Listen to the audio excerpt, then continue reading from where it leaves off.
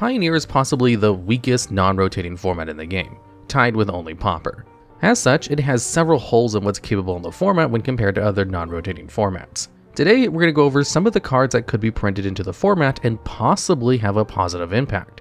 While there are tons of cards that could be printed in the format without breaking it, we're looking for some of the most powerful cards that would have the best overall impact on the metagame, rather than random unplayable commons. And at number 10, we have Snapcaster Mage. This is a 2/1 human wizard with a mana cost of 1 and 1 blue. It has Flash, meaning it can be cast at any time you can cast an instant. It has the ability where, whenever it enters the battlefield, target instant or sorcerer in your graveyard gains flashback until end of turn, and its flashback cost is equal to its mana cost. Flashback allows you to cast the card from your graveyard, but you exile it afterwards. Snapcaster is an incredibly powerful card for blue decks, and has seen play in formats like Legacy and Modern for years. The ability to recast any card from your graveyard while also getting a 2/1 body has proven useful in just about every blue deck in those formats. The card would obviously shake up the format, and it could give a boost to decks that are having a bit of trouble dealing with the best decks in the format. The best deck in Pioneer at the time of writing are black-red midrange and green ramp decks. Not only are these decks the best in the format, they've remained the best decks for quite some time, so giving them some more tools would likely make the format worse, rather than better. Inversely, making other decks better would give them more tools and put them on even footing with these decks. While there are quite a few good blue decks in Pioneer, none of them are as dominant as either of these decks are, so giving them access to Snapcaster could give them the leg up they need. However, there is the possibility that Snapcaster would be too strong for the format. While the format does have access to Mission Briefing, a card with a very similar effect, Briefing hasn't really ever seen played Modern or Legacy, where it's also legal, despite being very hyped on release. The 2/1 body has proven to be vital for allowing the card to have staying power in the games it's played. So, Snapcaster might make blue decks like Blue-White Control too good and make them the new dominant force in the metagame. One factor to consider, however, is that the instants and sorcerers in Pioneer are quite a bit worse than those in Modern. Without cards like Lightning Bolt or Path to Exile, there aren't that many good 1-mana instants that you want to recast. The best thing you'll be snapping back is a cantrip like Consider, which is a lot less impactful. This will, of course, change as the format develops and gets more powerful cards. Snapcaster has shown itself to be an amazing card, and while it could help blue out a bit, it does run a real risk of pushing if too much. The only real reason it makes it into this list is that it's difficult to come up with another card that could be introduced into the format to help blue that would do a better job. Better cantrips like Ponder or Preordain would make the color too strong, and better counter magic like the original counter spell would also be too overbearing. If Wizards wants to help the color out, they'll probably need to invent new cards, rather than simply reprint classic powerful cards for the color. Still, Snapcaster could have a place in the format, if not today, at least eventually. And at number 9, we have Birthing Pod. This is an artifact with a mana cost of 3 and 1 Phyrexian green mana, which can be paid with either 2 life or 1 green mana. It is the ability where you can pay 1 and 1 Phyrexian green, tap it, and sacrifice a creature to search your library for a creature with a mana value equal to the sacrificed creature's mana value, plus 1. Put it onto the battlefield, and then shuffle.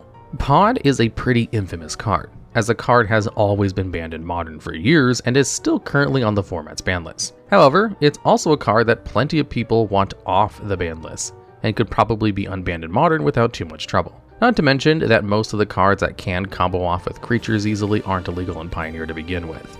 When it was legal in Modern, Pod was used to find a toolbox of creatures before finally putting together a creature-based combo. The top end for the combo was Kiki-Jiki Mirror Breaker, a card infamous for being very easy to go infinite with. However, Pioneer doesn't have Kiki, or too many creatures that could be used in these kinds of combos. The only real creature combo is with Rona, Herald of Invasion, and Retraction Helix. And that deck wouldn't want Pod anyway, as too many of its pieces aren't creatures. Wizards has gotten a lot better at making creatures that are powerful but don't really combo off, at least not without some non-creature spells. This means that the best use of Birthing Pod would be grabbing useful fair creatures for certain board states, rather than building to a combo kill. This is also the only place where Pod would be played fairly, as if it was unbanned in Modern, it would still be used to find combos. Putting Birthing Pod into Pioneer would allow the card to do something that it wouldn't really do anywhere else. Not to mention offering a very unique deck to the format that no other card does something similar to. The main reason why Pod isn't higher up on this list is that it does have the potential to be broken. If not now, eventually. While Wizards is better at not accidentally making combos nowadays, that's not to say it will never happen. And if it does, a lot of the unique and skill-based gameplay Pawn allows would go out the window. This makes printed into Pioneer a risky move, though it could be well worth it. And at number 8, we have Sword of Fire and Ice. This is an artifact equipment with a mana cost of 3. It has an equip cost of 2 and has the abilities where the equipped creature gets +2/+2 and has protection from blue and red. Protection means a permanent can't be blocked by, targeted by, dealt damage, or enchanted by anything of that color. And finally, when the equipped creature deals combat damage to an opponent, you draw a card and Sword of Fire and Ice deals 2 damage to any target. This card is really here representing all of the Swords of X and Y, as they're called by the player base. Right now, the only swords of this super cycle that are legal in Pioneer are Swords of Once and Future and Swords of Forge and Frontier, 2 of the weakest members of the cycle, and they aren't seeing all that much play. They have been used here and there, but aren't at all broken. The more powerful swords have seen very sparing play in formats like Modern and Legacy in recent years, despite those formats having Stoneforge Mystic available, which is by far the best piece of equipment support in the game. This means that the sword cycle could likely be printed into a format without breaking anything. One of the most common uses of the sword is as a sideboard tech against the right color, something that players of Pioneer would really likely enjoy in their current meta. Sword of Sinew and Steel might see some play in sideboards just to help against black-red midrange, despite having a fairly weak combat damage trigger. Beyond that, Pioneer is also in a pretty good place for the original swords, where it's slow enough for them to be useful, but not so slow that they'll easily take over games as they did in Standard. And at number 7, we have Life from the Loam. This is a sorcery with a mana cost of 1 and 1 green. It is the effect where you return up to 3 target lands from your graveyard to your hand. It also has Dredge 3, which means if you withdraw a card, you can instead return Life from Loam to your hand and mill 3 cards. Dredge is one of the biggest mistakes Wizards has ever made, and many people recoil in horror at the idea of printing this mechanic into a new format at all. However, Dredge is a very strange mechanic with multiple unique qualities, and one of the most important is the mechanic gets more problematic as more cards with the mechanic are printed into the format. How most Dredge decks play is that they use one card to get a Dredge card into the grave, and then throughout the rest of the game they'll mill at least one other Dredge card with the Dredge from their last draw, dredge that, mill more Dredge cards, and basically never draw a card without dredging for the entire game. However, if you only have one Dredge card available, and one with a pretty small Dredge number compared to the most common Dredge spells, you'll whiff on milling other Dredge cards a lot more often than not.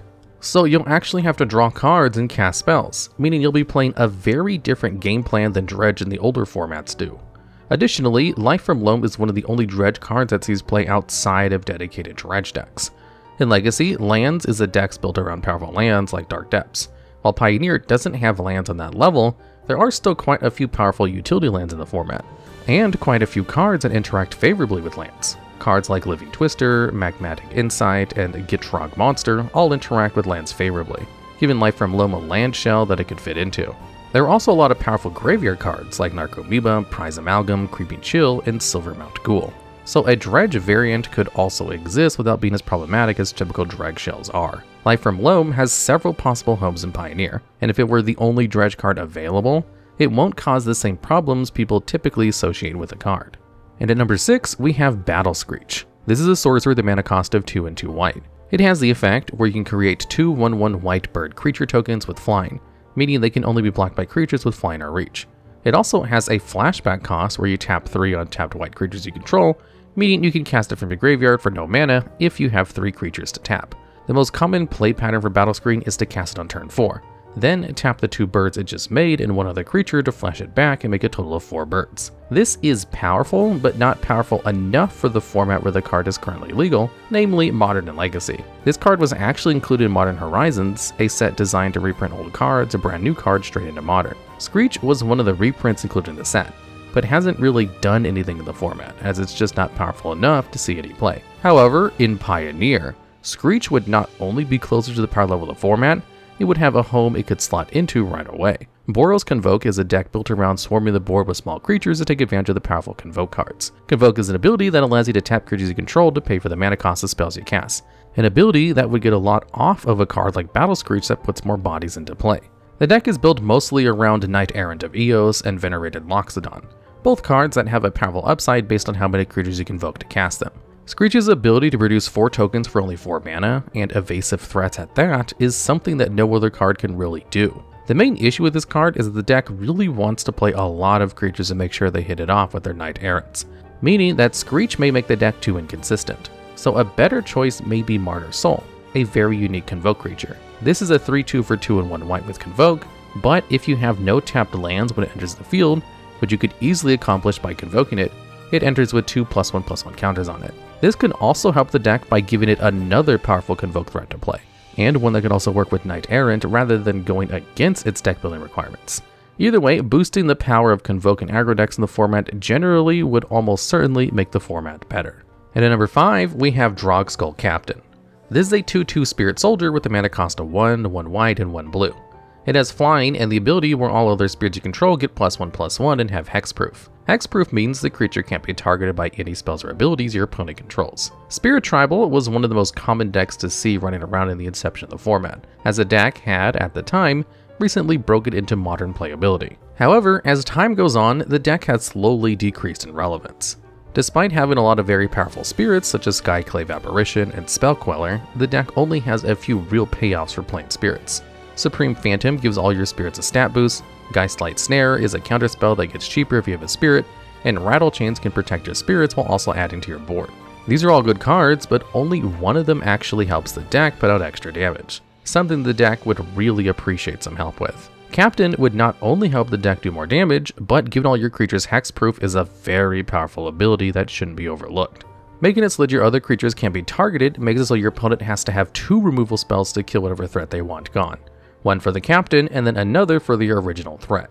Being able to protect cards like a Spell Queller that exiled a board wipe can give you a ton of more room to beat your opponent down without them responding. Additionally, if you get 2 captains out, you've basically turned off all of your opponent's target removal for the rest of the game, as each captain will give the other hexproof, protecting it from removal. This ability is so powerful that players might go back to Bant variants to splash Collected Company, allowing you to snag captains from the top of your library at instant speed.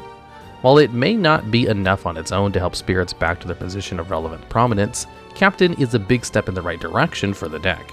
And at number 4, we have Champion of the Parish. This is a 1/1 human soldier with a mana cost of 1 white. It is the ability where, whenever another human enters the battlefield under your control, you put a +1/+1 counter on it. Champion of the Parish is the de facto best 1-drop in human decks in older formats, able to grow a huge threat over the course of the game. Human decks were, for a time, one of the better decks in Modern, but that ship has long since sailed. Tribal decks and most other creature-based decks have been pushed out of playability in Modern by Fury, a card which really preys on low toughness creatures, and the strategies have been slowly being power-crafted to legacy as the years have ticked by. This is all to say that tribal decks don't really have a place to shine in Eternal formats, which is why buffing up tribal decks is a focus of this list. Generic options like Cavern of Souls and Aether Vial would be too strong, leaving the only approach being to Scattershot approach, giving each individual decks more pieces. Changing out attention from tribal decks in general and back to humans, humans is one of the better aggro decks in Pioneer at the moment. They can't quite compete with top decks consistently, but a better turn 1 play would do a lot to fix that. Champion is a card that starts off relatively weak, but can quickly run away with the game if it's left unanswered. If you play human every turn, the card will essentially get a counter every turn, which is already good enough to make the card playable in an aggro deck. However, the ability to put additional counters on it by playing multiple cards makes it far more potent. It's not uncommon to see a champion hitting 7/7 or higher in stats, a huge body for a card you only paid 1 mana to get out. This would force players to respect the early game of human decks a lot more, especially with cards like Coppercoat Vanguard making removing Champion much more difficult. It is possible that Champion may even be a bit too good for the format, but a shakeup in Pioneer would be welcomed by most players at this point, and mono-white humans isn't exactly impossible to hate out. And at number 3, we have Astral Drift. This is an enchantment with a mana cost of 2 and 1 white. It has cycling for 2 and 1 white, meaning you can pay this cost and discard it to draw a card. It is the ability where, whenever you cycle Astral Drift or you cycle another card within the battlefield, you may exile target creature. If you do, you return it to the field under its owner's control at the beginning of the next end step. This is another Modern Horizons card, based on the old standard staple Astral Slide. However, unlike its ancestor, Drift was unable to find a home. Modern long since having outpaced this style of gameplay. Pioneer, however, is a format more than ripe with cards that could work alongside Drift, with more than a few powerful cycling cards in the format, and several cards with powerful enters or leaves battlefield triggers to play alongside Drift. Even without cards with these abilities, you could still use Drift's ability to blank attacks by exiling an attacking creature for the turn, or save your creatures from removal by exiling them after they were targeted with removal, and getting them back at the end of your turn. This means that the presence of Astral Drift could allow for an entirely new type of deck in the format, potentially shaking up the metagame. This is true for a number of build-arounds. Cards like Heartless Summoning could potentially allow for a new deck in the format, but Astral Drift is one of the main ones that has support for it not only in the format, but has support that has already seen play in Pioneer. Astral Drift is a very powerful card that really deserves a second chance in a format with a more appropriate power level for its effect. And at number 2, we have Unburial Rites. This is a sorcery with a mana cost of 4 and 1 black. It is the effect where you return target creature from your graveyard to the battlefield. It also has a flashback cost of 3 and 1 white. Unburial Rites was a very important card back in its standard, being used to reanimate huge threats like Angel of Serenity to remove multiple threats at once, or return several cards back to your hand in Reanimator decks. Reanimator is a deck archetype that doesn't really exist in Pioneer outside of a very unique deck in Greasefang. Unlike typical Reanimator decks, Greasefang reanimates vehicles, something that no other cards specifically do. By bringing back Parhelion 2, you can put a lot of power on the board all at once, forming a powerful combo deck that can do a lot of damage only on the 3rd turn of the game. Unburial Rites could do something similar, but its unique attributes could allow for a completely different strategy than other similar cards.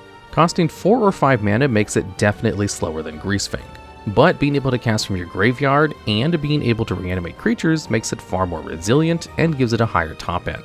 Additionally, you get to reanimate powerful cards like Atraxa Grand Unifier, which are much more powerful than anything Greasefang can do, putting a massive, hard to deal with 7/7 into the field, while also drawing a huge number of cards off of its Enter the Battlefield trigger. The main difference between Rites and other similar reanimation spells like Bond of Revival is the flashback cost. Not only does this let you cast the card twice, getting more value off the card, but it also lets you cast it if the card is milled, making it far easier to actually pull off reanimating a powerful creature. While typical reanimation spells haven't had any success in the format, Rites would make this strategy far more viable. Its run in Standard was one of the only times that reanimation was viable in the format, despite both reanimation spells and powerful threats both being in Standard together at multiple other points in the game's history. This shows just how important the upsides on Rites are, and it would be a huge waste for the card to never get another chance in a format where it could be fair and be playable. Still, despite all of this, there's one card that feels even more appropriate to introduce into Pioneer. And at number 1, we have a Lava Spike. This is an arcane sorcery with a mana cost of 1 red. It is the ability where it deals 3 damage to target player or planeswalker. Lava Spike is a card that has one purpose and one purpose only, dealing damage to your opponent quickly. Burn has been a powerful archetype in Modern for years, and remains a powerful deck to this day. However, mono red aggro has been far less successful in Pioneer. Without the many versions of Lightning Bolt the deck has access to, mono red decks in Pioneer have had to rely on their creatures to do most of their damage. This has left them in a bit of a rough spot, as other creature-based aggro decks can outdamage them very easily. Without the powerful synergies that Convoke has or that tribal decks have, the deck's creatures fall off in the mid to late game and can fail to close games. Lava Spike would give mono red aggro an avenue to exist in that other aggro decks can outpace it, being able to deal direct burn damage to your opponent. Additionally, Lava Spike has multiple attractive upsides that make it the best card to boost these decks up without breaking any other decks. For one, while it would help mono red decks out, it would still allow all the other aggro decks to have a niche in the format, as their creatures will still be better than mono reds. Burn is often said to be more of a combo deck than an aggro deck, with the combo being 7 copies of Lightning Bolt. This means that the way to play around the decks are similar, but notably different, and the best sideboard cards are also different. Additionally, this would help mono red aggro, without helping the problematic red decks in the format as Lightning Bolt would. Black-red midrange would honestly be way too good if they had access to Bolt, but they're not really interested in running a card like Lava Spike. This puts a card like Lava Spike in a prime position to shake up the metagame by boosting an underpowered deck without breaking any others. Considering how Spike would have a positive impact on the format without running any real risk of making it worse, it's the easiest card to say should be printed in Pioneer. Alright, and that's the list. Are there any cards you think you may have missed, or have any ideas for future videos just like this one? If so, let us know down in the comments below.